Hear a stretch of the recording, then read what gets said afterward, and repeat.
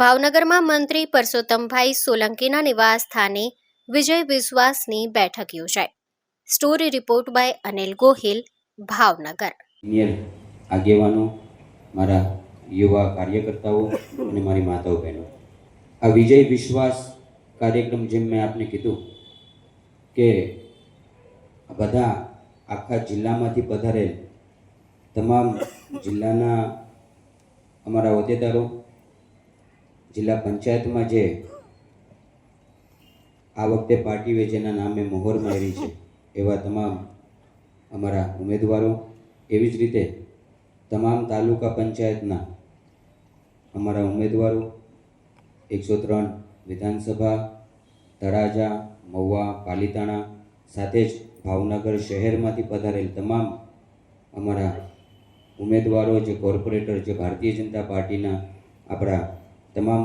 નગરસેવકો શ્રી છે, એ બધાના સમર્થનમાં રાખેલા બેઠક છે। અને આપ સૌના એક પરિવાર તરીકે, એક દીકરા તરીકે આપ સૌને ખાલી એક આટલી જ ટકોર કરું છું મિત્રો, અમને તો સંપૂર્ણ વિશ્વાસ છે અને આપ સૌ મોભીઓ જ્યારે આજે પધાર્યા છો, આખા જિલ્લામાંથી મુખ્ય અમારા આગેવાનો, સામાજિક વ્યક્તિઓ,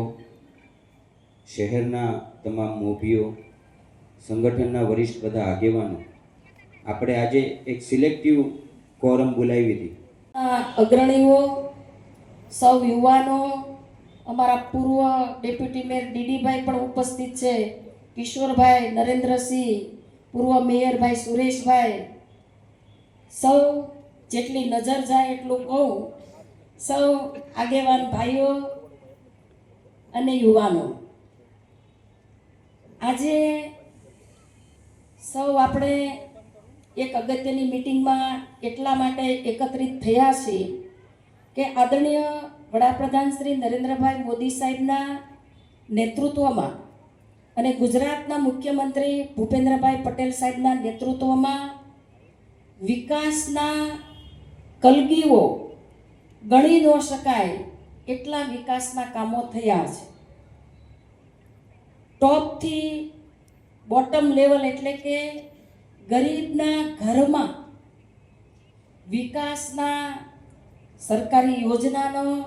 લાભ પહોંચ્યો છે।